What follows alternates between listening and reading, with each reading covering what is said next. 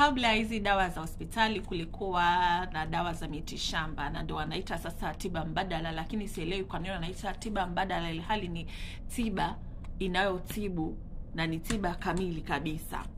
Hakuwezi kuwa na tembe, syrup, injection bila mimea, sehemu za mimea kama majani, mizizi na sehemu zingine. Hapa Bidis Naturals jamani, tunaunga tofauti umetoka kwenye majani, baby roots, imetoka kwenye majani, mizizi na vitu tofauti nyingi sana.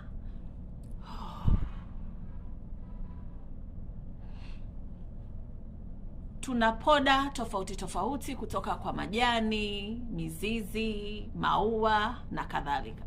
Kwa hivyo kama unapenda tiba asili ama tiba mbadala, karibu sana. Baadhi ya product tulizonazo ama poda tulizonazo ndo hizi. Tunapatikana Sky City Mall, ghorofa ya kwanza.